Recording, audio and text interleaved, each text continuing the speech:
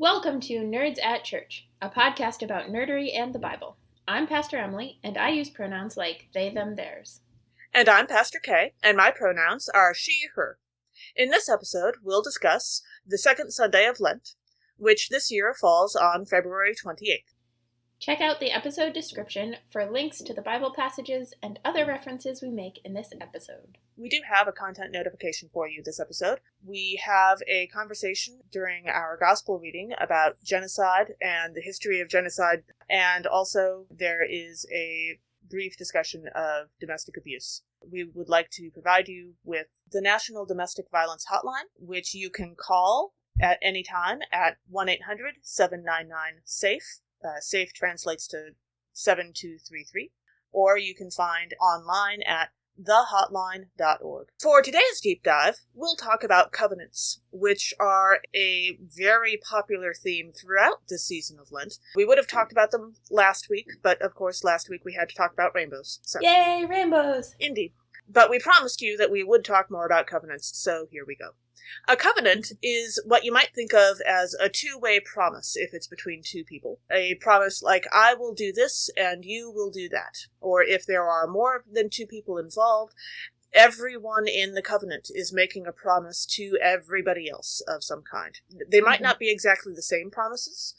When you're talking about a covenant is not a conditional promise. It's not I will do this if you will do that.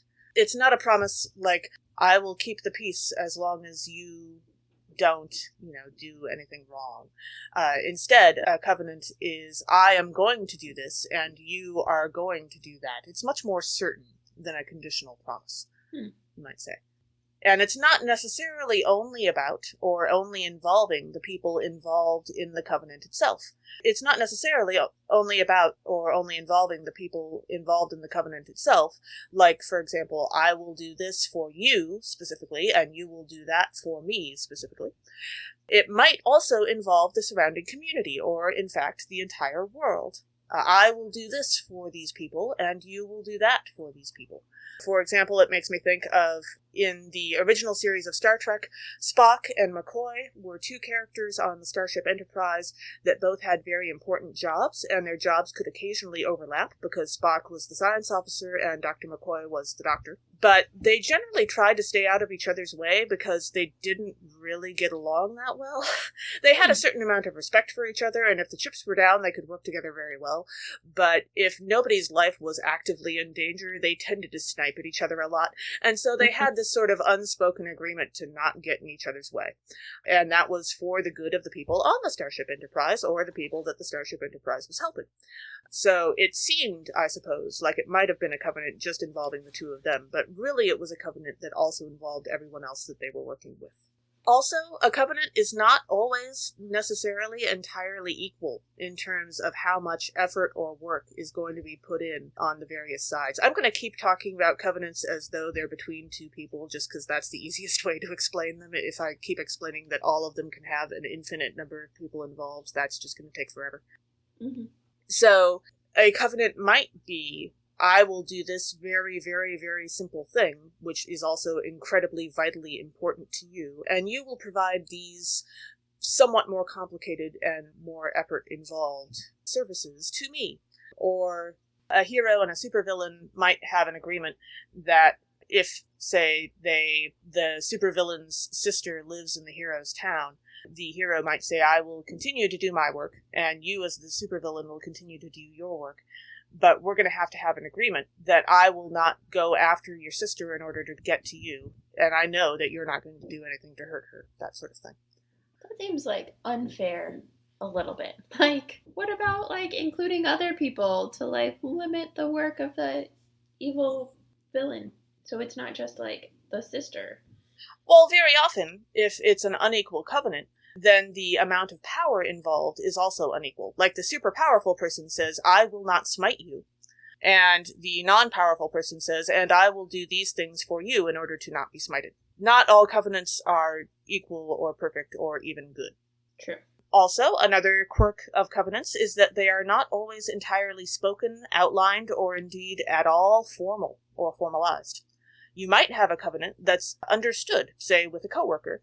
I will handle this difficult customer who's always so rude to you, and you will take my turn cleaning the bathroom. But maybe you never actually say that out loud. Maybe it just sort of forms itself over time. If anybody expects me to clean a bathroom, it better be spoken out loud. Well, it could be anything else, Sophie. It doesn't have to involve cleaning the bathroom. I am much happier to clean a bathroom than I am to, say, wash dishes. So I would certainly have a deal going with.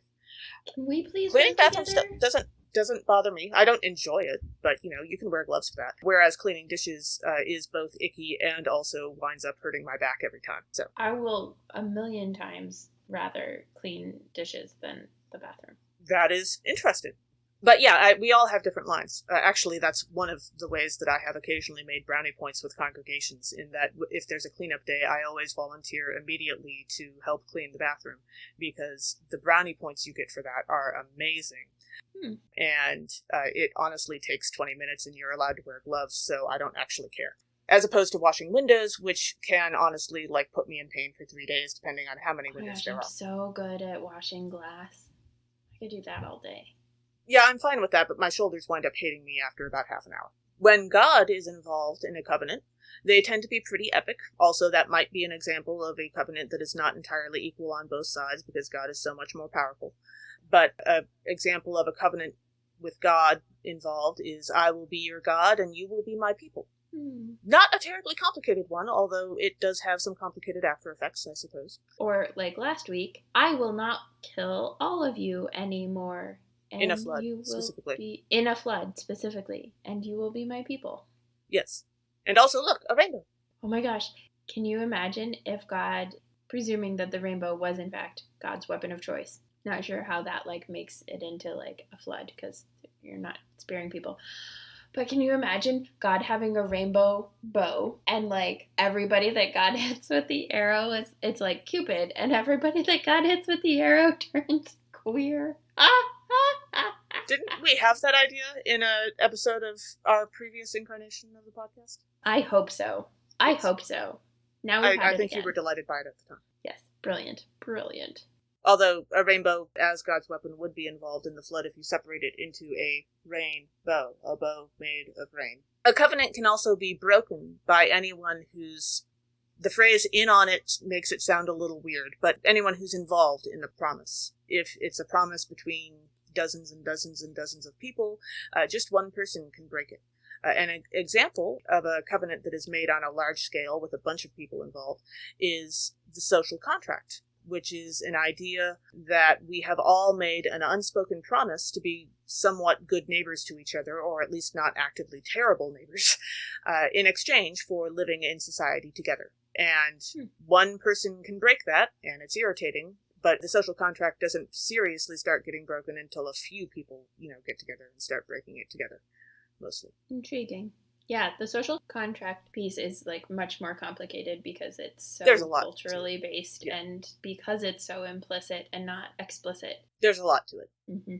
Speaking of new covenants, yay! Our first reading for this episode is Genesis chapter 17, verses 1 through 7, and verses 15 through 16.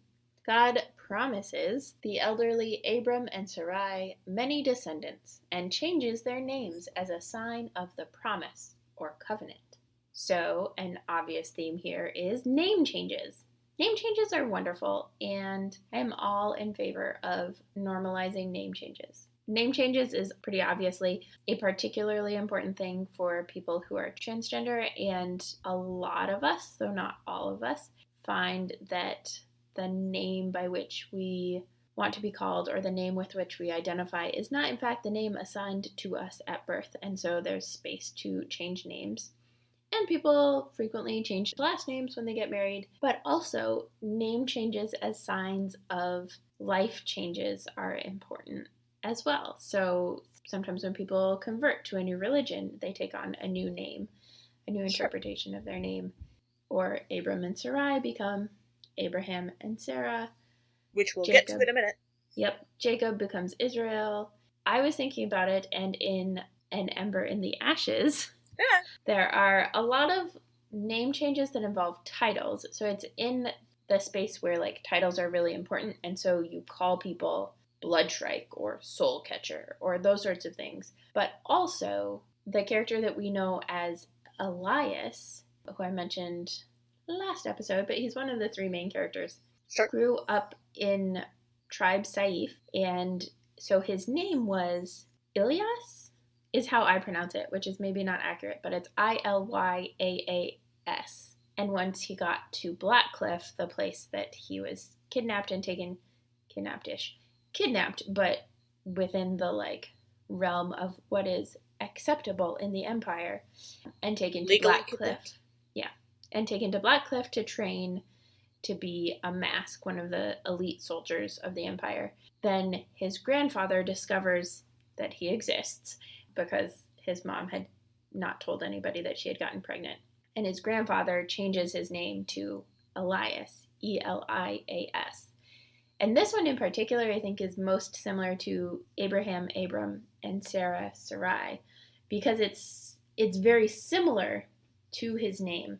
For the grandfather, it's just like martializing his name. But it's a shift in the name that marks a change in him, and he never goes back. He even has a conversation with his adopted mother about what she calls him, and she says, "No, Ilyas was the boy I raised, and you are now Elias." And that is, and like affirming that that is who he is, and that he is still part of her family, but that he is a different person than he was. Then, as we dive into the text, when we get to verse 1, we read that when Abram was 99 years old, God appeared to Abram and said to him, "I am God Almighty. Walk before me and be blameless." Good lessons to learn. Just like Gandalf, it's never too late for the next step in your journey. Because, you know, Gandalf is like super old when he becomes Gandalf the White instead of Gandalf the Grey.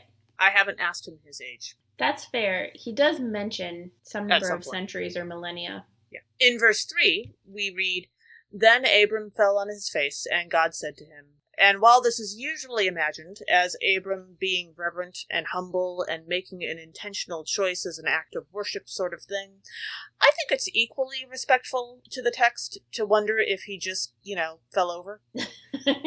I mean, you're 99 years old, you're having a quiet afternoon, and suddenly God pops up with no warning and starts talking to you. I think it's fair to think that maybe he just fell over. I've started listening to Not Another D&D podcast recently, which, by the way, is a podcast for grown-ups. And when they have a character who should be able to do something, but they're playing D&D and so the character rolls terribly so they couldn't do it, often the excuse that they use is that they were distracted and they were looking at something else, and then they got surprised and they fell over, because it's a realistic option, because this is something that really happens to people. And I think it works here. Maybe Abram just, was distracted thinking about something else, and God shows up, and Abram fell over. Not terribly dignified, but definitely a possibility. Truth. I have fallen over occasionally myself. In the next verse, we read, "As for me, this is my covenant with you," God says. "You shall be the ancestor of a multitude of nations." I was thinking about the multitude of nations and ancestry, and a big piece of Battlestar Galactica, especially at the beginning, is how do we make humanity survive? Like, they have so few people, and it's just a question of survival. But it's also, in Battlestar Galactica, the 12+1 colonies. There's, 12 colonies named after the constellations / astrology signs, plus this one, theoretical colony that went to Earth. And so it's, in many ways, they are the ancestors of many nations, because they used to be 13, the 13 colonies used to be, one group, and now they're 13 colonies spread out.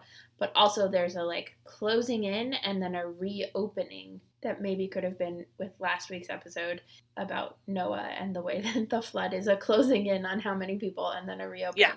But they have numbers, and they're keeping track of how many humans are alive so that they have a hope of reproducing enough to continue the species, which takes a lot of people to do. Yeah. So that they can be the ancestors of many nations. And Cylons? It's complicated. Yeah. In verse 15, we hear God said to Abraham, "As for Sarai, your wife, So it's been 15 verses of Abraham and men, and actually a lot of circumcision. And God finally gets around to mentioning Sarah, who is kind of necessary to this whole process of being an ancestor of nations, you know?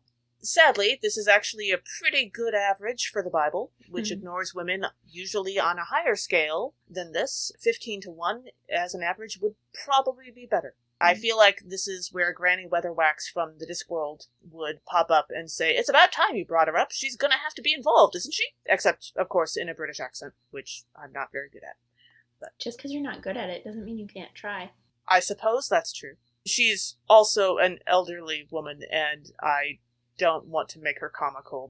I do think it's interesting the, waiting and then finally mentioning Sarai because she is necessary to the process. And something that's interesting that I did not know is, so in Judaism, there is this mandate, if you will, to be fruitful and multiply, right? To have lots of kids. And when I was in seminary, we did clinical pastoral education, which is like chaplaincy work. And I did port chaplaincy. Most people do hospital chaplaincy. And my CPE partner was an open Orthodox Jewish rabbi. And so he and I got into a lot of great conversations. And one of the things that he pointed out is that the mandate is for men to be fruitful and multiply, but that mandate is not for women. Yes, they can, and certainly it's encouraged, and there's an aspect of some women kind of usually have to be involved. Yeah. I mean, not necessarily if they're trans, but there's an aspect of involvement, but it's very clear that the mandate is not for the person who would get pregnant, potentially, because there's so much more required of them than there is of the person who's providing the semen. So, yeah, it was just a really interesting, excellent biblical nuances. Our second reading for this episode is from Romans chapter 4, verses 13 through 25. Paul uses Abraham's right relationship with God as an example of how God keeps God's promises. One of the themes in this passage is righteousness, or right relationship. So whenever you read righteousness in the Bible, you could also read it as being in right relationship. So it's not that you're perfect or that you do all the perfect things, but that you're in right relationship in some capacity. So Abraham's right relationship with God. And to expand on that a little more, being in right relationships means that you're fulfilling your role in that relationship. You're being a good child to your parent. You're being a good sibling to your sibling. You're being a good teacher to your students, that kind of thing. You're following through on the covenant that you made with God, maybe. Yeah. So that was making me think, okay, let's be real. It wasn't making me think. I was already thinking about Ember and the Ashes. But throughout the series, Laia, who's one of the three, who's the mainest of the main characters, the three main characters, she's the most important and wonderful. I'm 1,000,000% biased, but that's okay. Yes. But she is the main protagonist among the three protagonists. Kind of like Harry versus Harry, Hermione, and Ron. Yes. Except she actually is, versus the Harry, Hermione, Ron thing is Hermione is, but Harry gets the credit for it. But that's a whole other thing. So Laia in the Ember and the Ashes series is the one character that is most solidly in right relationship with people. She is the righteous character. She does things and she has killed people, kills people in the books and all of that stuff. It's not that everything she does is good, but that throughout it all, she is grounded in the what needs to happen to be in right relationship with people, with her people as scholars and representing her people and fighting for their freedom and their survival, but also in right relationship with other characters and how she supports them and how she allocates her own time and resources and self to resisting and to trying to protect the whole of humanity. Yeah. One of my favorite ways to illustrate right relationship and how it might mean different things in different situations is my thoughts on the difference between being someone's pastor and being someone's friend. If I am a person's pastor and they break up with their long-term significant other, I will pay attention to them, I will listen to them, I will offer them some kind of counsel if that seems like something they'd be interested in, I will be a little gentler and kinder to them and offer them resources if necessary. As opposed to, if I am their friend, I am very likely to immediately provide them with chocolate and probably a feel-good movie of some kind for us to watch together. I would want to spend more time with them. And very frequently I've found that part of my job as their friend involves the plotting of horrible revenge that we don't actually carry through with, but thinking about the possibilities is kind of fun. But I wouldn't do that with someone if I was their pastor. Yeah. Because those relationships are different. And being in right relationship in those kinds of relationships means different things. And that's, I think, a piece of clarity that is more difficult the more socially connected we get on Facebook or Yes. in small communities to navigate the roles of friendship and pastorship.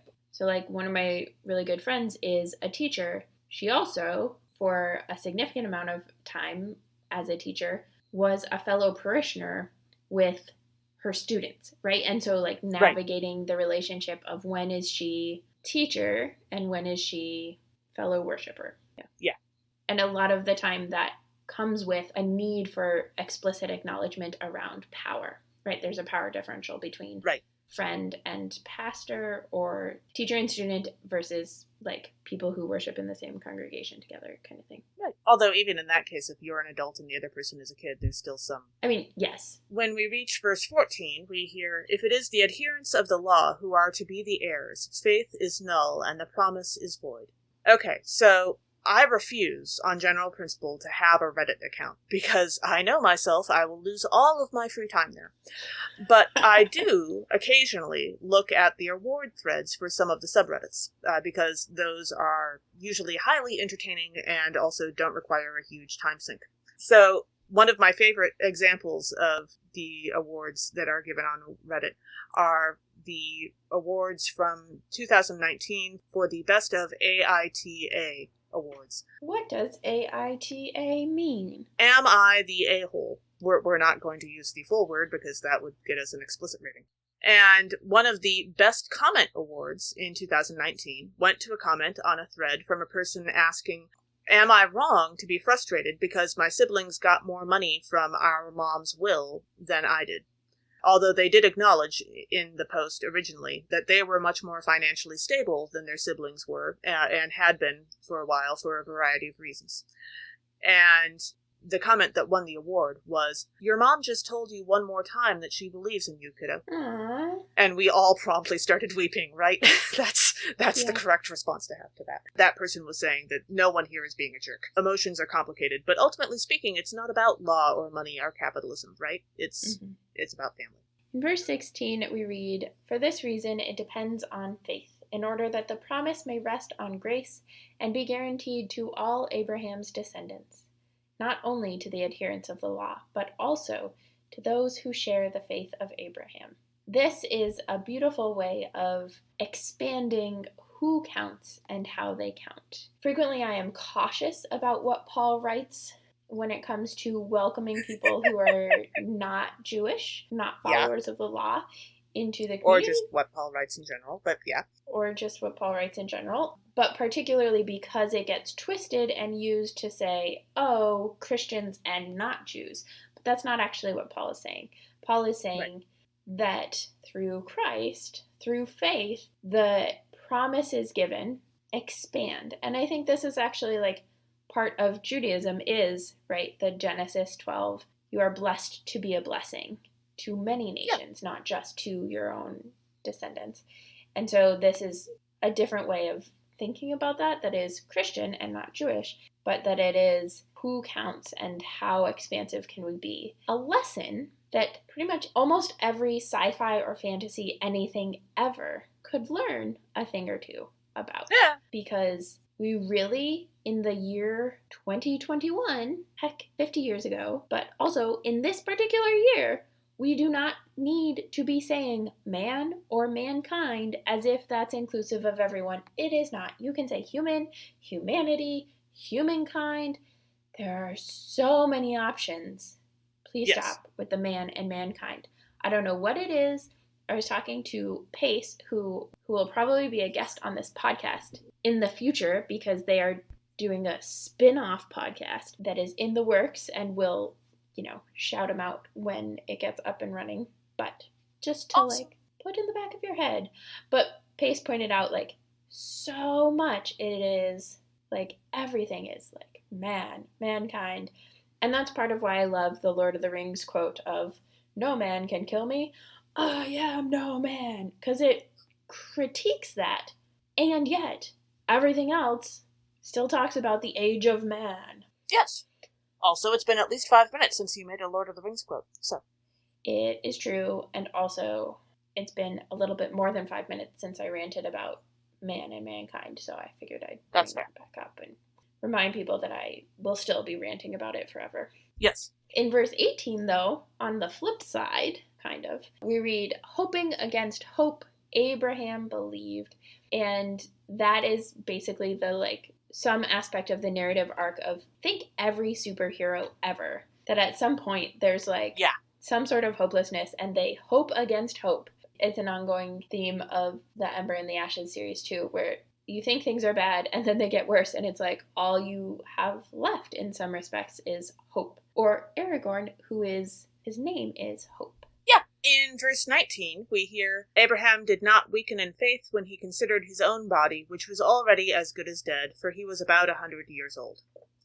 Paul, ageism, tisk. Not only did Abraham live to raise Isaac, but he also married again and had at least another, if not a couple more, kids with his next wife after Sarah died. I don't think he would have said he was as good as dead at this point in his life. I don't know. I feel like he kind of did a little. They hinted at it. Well, he was wrong, but right. Let's not diss being old in general. Also, don't dismiss the elderly. Agree. Any pastor can tell you that that's dangerous. Yeah. And also, I think somebody needs to watch the movie Red, which came out a few years ago now, and was a very fun action spy thriller movie starring Bruce Willis, John Malkovich, and Helen Mirren. Helen Mirren was particularly spectacular as retired spies who come out of retirement briefly to do some important work. And just because they're elderly doesn't mean they can't still do their jobs. There is also a fantastic story of the shooting of that movie, where Helen Mirren had to shoot a machine gun at one point in one scene. And she had never done that before, although she's done, I believe, quite a few action movies. And so the people training her on it warned her that there was one heck of a recoil and she wanted to be careful of it. And apparently she had absolutely no trouble with it at all. Just immediately was doing just fine on the range. Of course not. Of course. Yeah. I saw previews for that and wasn't sure if it would be good or not. It was a surprisingly fun time. You can also tell that, it's not just the three of them, but they are all clearly having a grand old time and are also willing to make fun of themselves to an extent. Mm-hmm. And it's pretty fun. Also, Bruce Willis, Helen Mirren, and John Malkovich is kind of an unusual combination in itself. Yeah. Yeah, it was really interesting. Maybe I'll have to see if I can track it down and watch it. I should mention I have not read the comic, which I understand is hugely more violent than the movie was. Huh. The movie was like normal action movie violence. The comic apparently goes way past that. Good to know. Our gospel reading for this episode is Mark chapter 8, verses 31 through 38. Peter rejects the idea that Jesus will have to suffer, and Jesus rebukes him. Jesus invites his followers to take up their crosses. So one of the themes in this passage is sacrifice. Right? When Jesus is talking about taking up their cross, it is not dealing with suffering that somebody else imposes on you, but a willingness to take on the suffering of others, to take on and use privilege, to sacrifice your own privilege for the sake of others, even potentially to the point of death.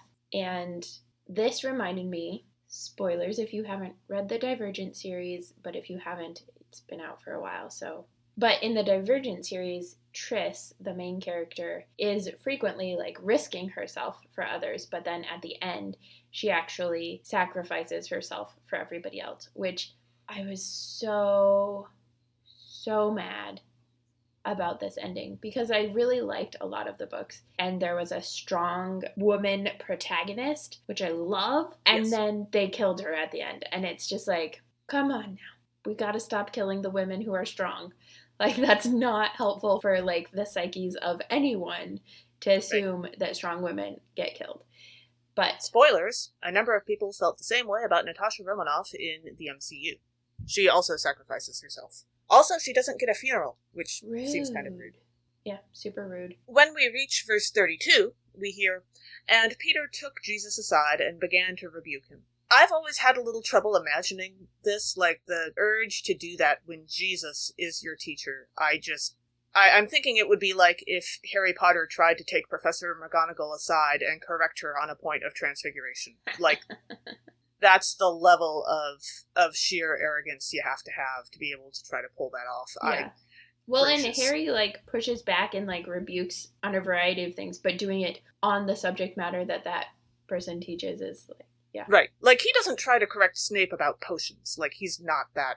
Yeah. No. You know? Yeah. Yeah. In the next verse, in verse 33, we read, "But turning and looking at his disciples, Jesus rebuked Peter." And it reminded me of one of the characters on Battlestar Galactica, Hilo. So there are some spoilers here if you haven't been further in on Battlestar Galactica. But Hilo is in a relationship with someone who is a Cylon. There's a story arc of how it happens in the first season. But he becomes this moral voice in the show. And so he is the one who rebukes others, more like Jesus rebuking Peter in the sense of he actually is right about what he's doing, but also very much in the, like, Peter rebuking Jesus in the, he's rebuking, like, the president and the admiral who's in charge of the entire military. Yeah. But he rebukes them because they're thinking about genocide, and he's like, no, this takes away our humanity. Like, this is inhuman. And we know that genocide is actually against, like, on this planet, genocide is against our agreements around war. And so that, like, we're with Hilo on it. But it is a thing that humans do, but that isn't what makes us humane, you might say. Mm-hmm. Yeah.